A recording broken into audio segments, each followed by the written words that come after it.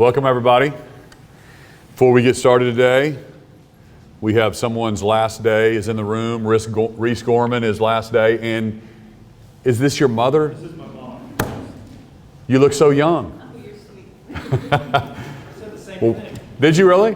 Yeah. Well, we're going to miss you, Reese. You ready to announce where you're going or not?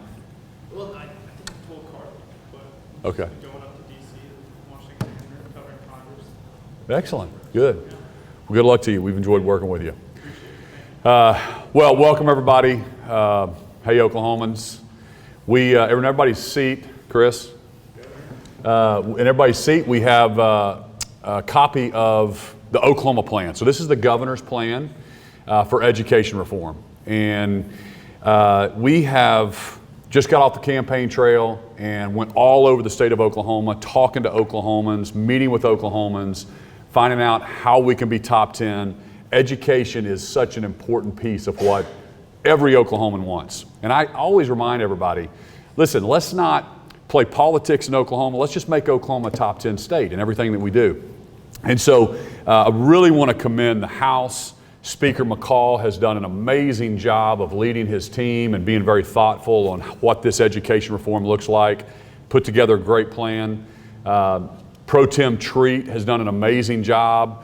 I want to specifically call out one of his main lieutenants is Adam Pugh. He is the chairman of the Education Committee in the Senate.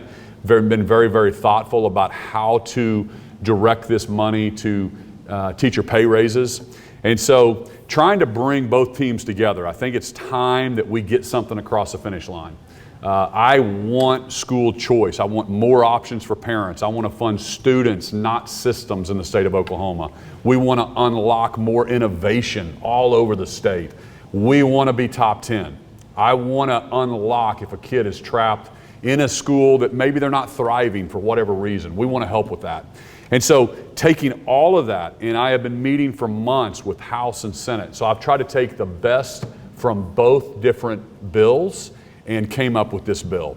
So I'm encouraging the House and the Senate to get this across the finish line and to my desk so we can move on with other matters and other people's business here in the Capitol, and we can finish this session strong. I think this can be the best session in state history this year. We can invest historic amounts in public education. We can invest in historic amounts in a tax credit to unlock more options for parents.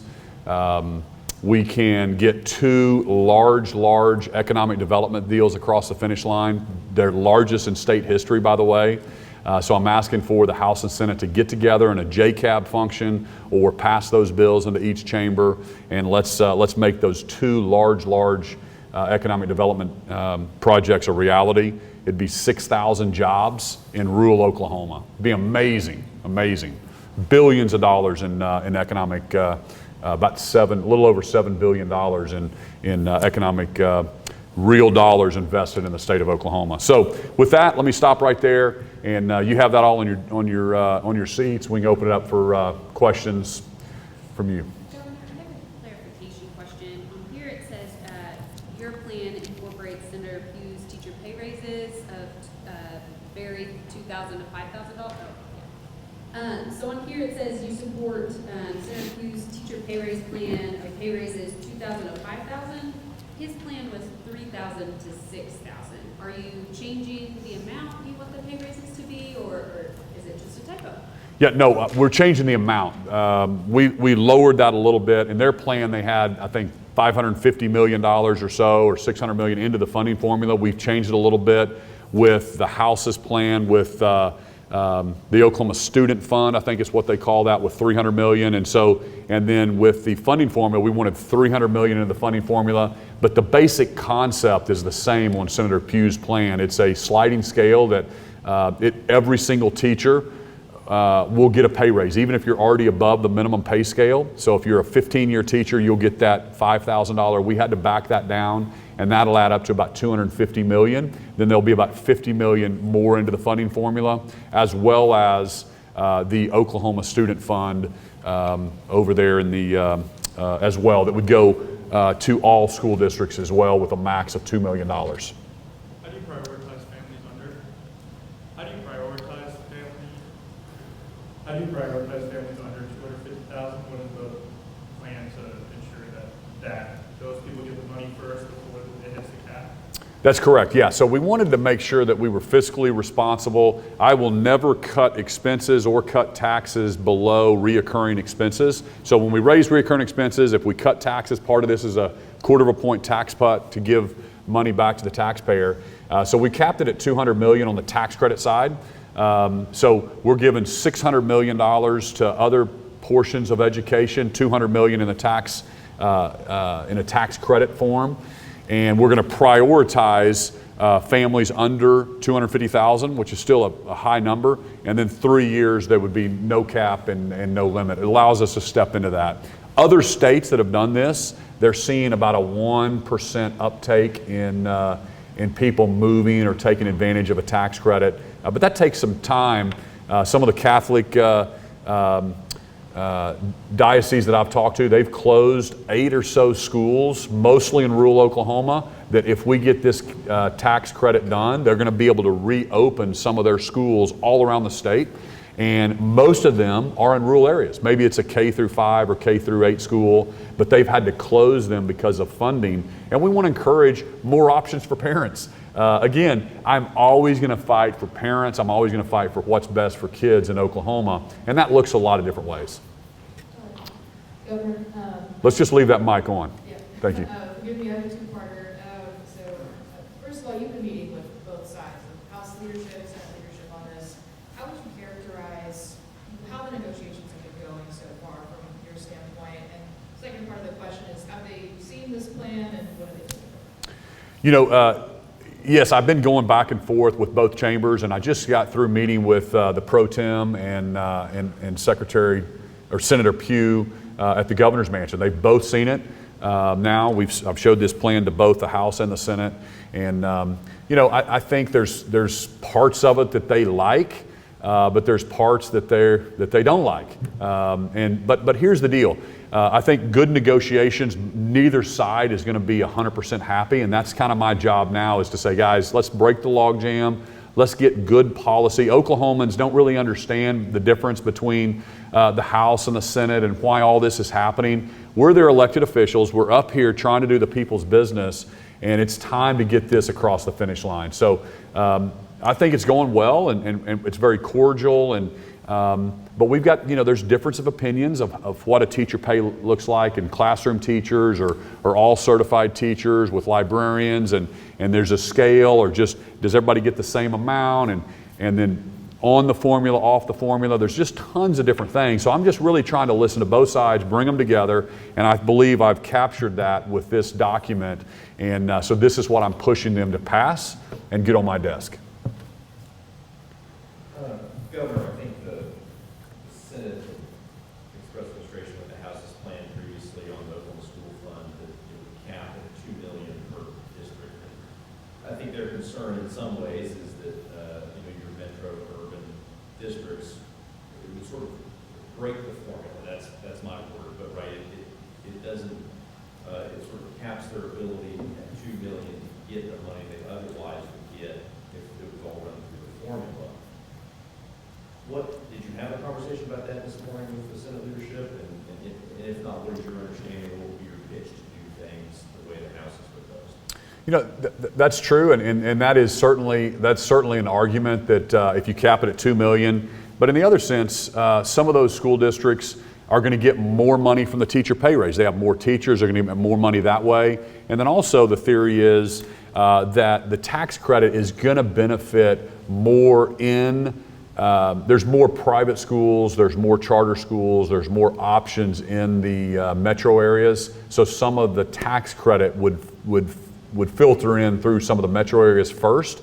I think that we can prove that is not always the case, because my example of the Catholic schools that will pop up around the state and some of the rural areas.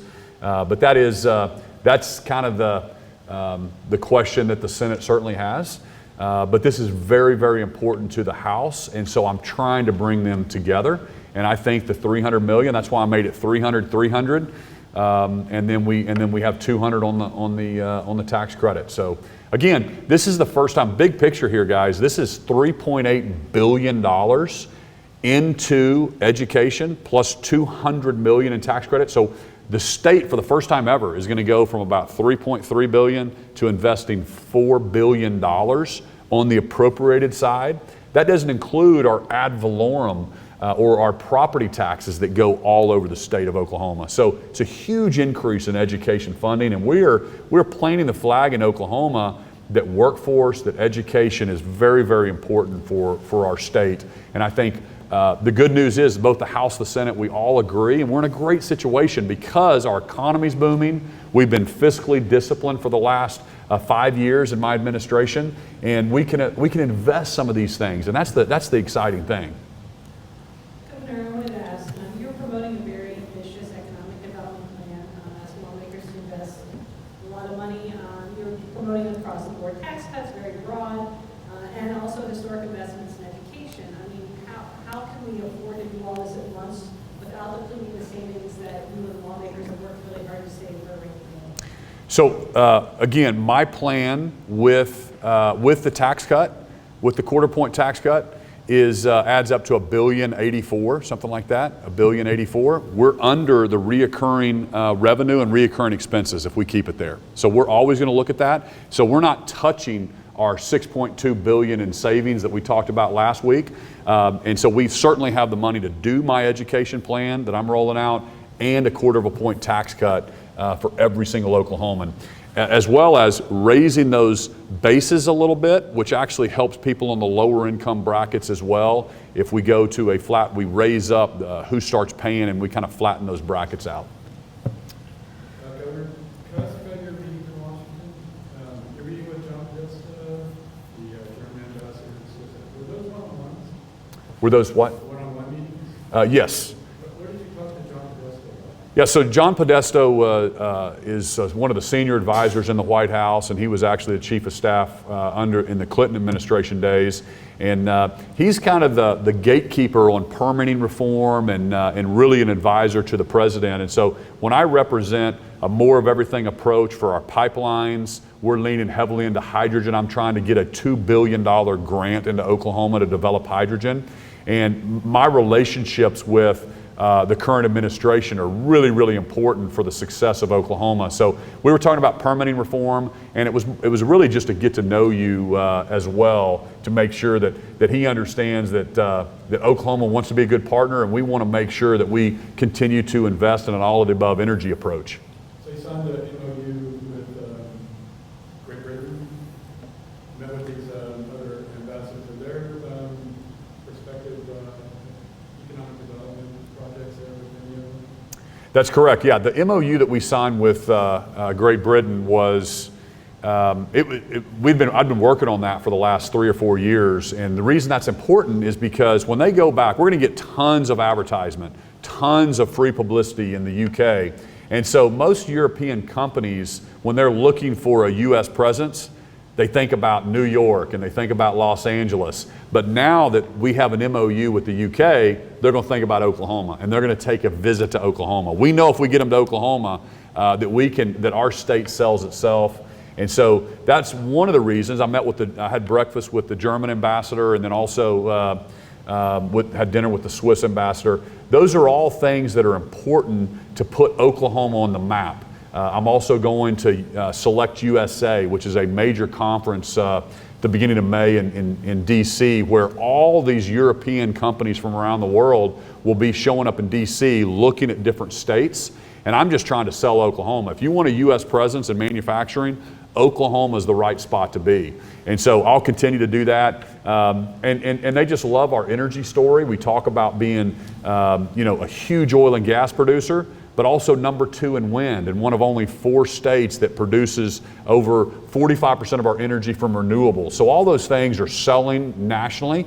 And again, our oil and gas producers, they love what I'm doing because I'm promoting our industry and kind of telling this administration, take your foot off the brake and let American companies meet the needs of Americans, because we all want cheaper electricity costs, and we all want a reliable, affordable energy grid, and we also want cheaper costs at the gas pump. And so that's Oklahoma. And they love the way we can kind of talk about that in a non-political way, and I can do that very well up there.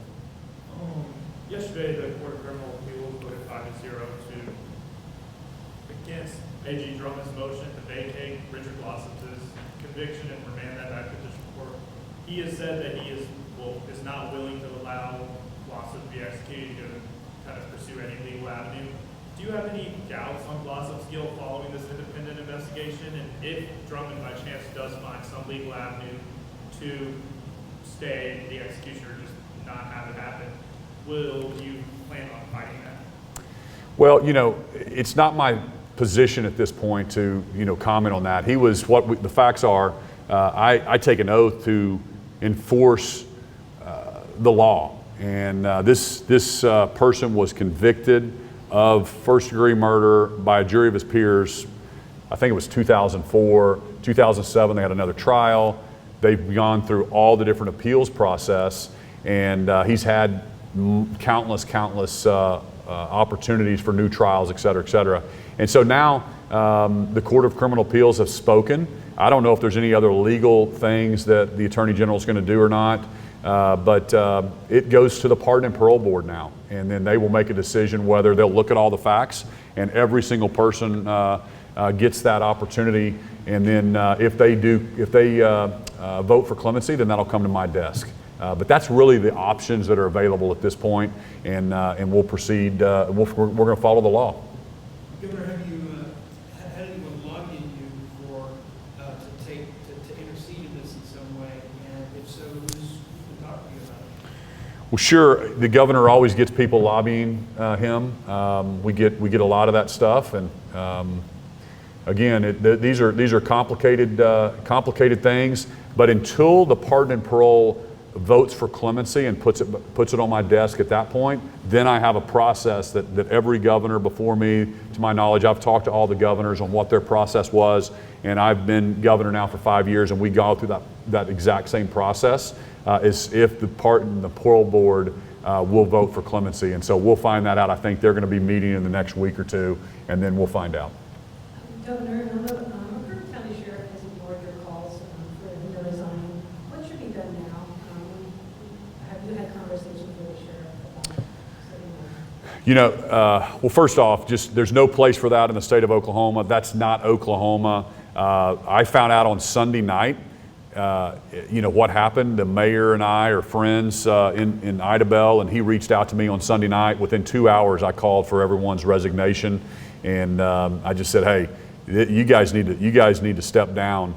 You're leaders in that community, leaders in the state, elected officials, and it's the right thing to do. So I think one commissioner's already stepped down. The sheriff has not. I haven't personally talked to him, but we're looking at all legal avenues for impeachment, and I know my general counsel is working on that. I've had several calls from the community down there. This guy needs to do the right thing, and he needs to step down because he's only hurting himself. He's only hurting Oklahoma, and I don't think he can be effective at this point. And that'd be the right thing to do. Governor, on your compromised education plan, I don't see homeschool kids in here. Is that correct? There is homeschool kids in there, and the compromise. If we didn't put it on there, that's our fault. It was $1,000 per kid. Would be the compromise on that tax credit piece. It all stays underneath that $200 million cap. Okay, and then I also wanted to ask about sports betting. It looks like the bills to legalize sports betting have stalled this year and aren't going anywhere. What do you have to say about that? I mean, I know that this was a big thing that you were hoping to get done this year.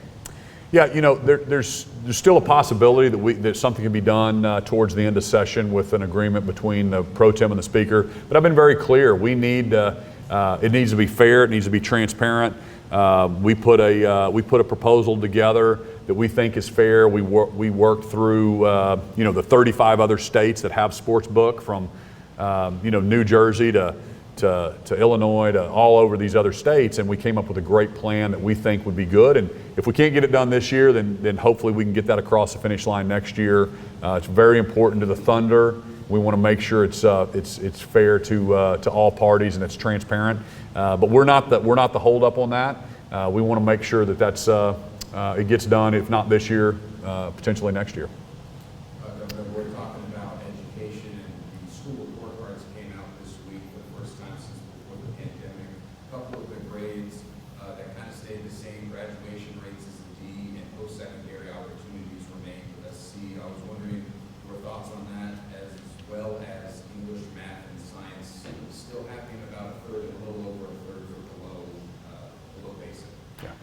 You know, again, we need to be top 10. So anytime we get reports that we're a D in anything, it really frustrates me. And that's why I'm trying to attack this education plan right now and want to get this across the finish line. So I just, implore the Senate and the House, pass my bill, get this to my desk, and let's move on and let's start investing in kids. Let's start. I know Superintendent Walters thank you for getting those report cards out, and he is, did I say secretary or superintendent?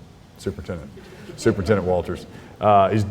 Superintendent Walters wants to make sure we're transparent with the data, and that's the first step. Is let's make sure Oklahomans know exactly where we're at. Every single school district does, so we can pinpoint the problem. We can start attacking it. Governor, I've got one more for you. We talked last week about the efforts to recruit Panasonic here, and they put out a press release saying their own interests, so I think we can say the name now. But they signed a contract with the Department of Commerce. And some people argue it's not a binding contract because there's contingencies. And the two really big contingencies are an additional $245 million we talked about before. The contract says that's for the benefit of the company, agreeable to their terms. It doesn't really lay out the roads and infrastructure and things you necessarily talked about. So if you could kind of chat about that and your expectation you're asking the legislature.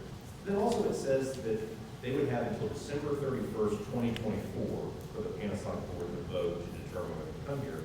And I think some legislators are saying that's another 18 months. They put a deadline in there of June 1st this year for that 245, but then that gives 18 months of that whole pot of nearly $1 billion maybe sitting aside and waiting for them to make a decision.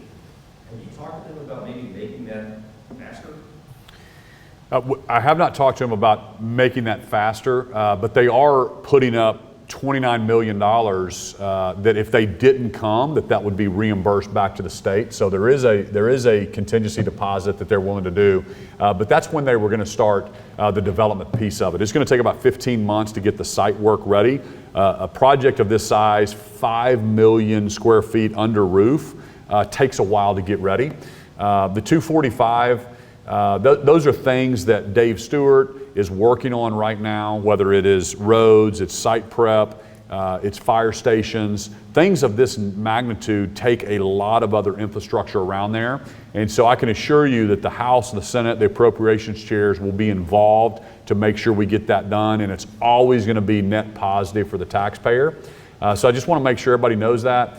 The 698 in the LEAD Act, we've had discussions about either leaving it there, pulling it back. We don't have to pre-fund this because remember, this is part of quality jobs, it's part of investment tax credit. These will be paid out over a 10-year period in the normal course of you hiring 3,500 people that most companies get in just a normal course of business. So the only reason we pre-funded it because we had that excess cash. So we may decide, the House, the Senate may decide to pull that 698 back, and it wouldn't affect that LEAD Act. We could tweak the verbiage to make sure they still qualified for those payouts if they are going to be investing $5 billion in hiring the 3,500 people. Reese, last question.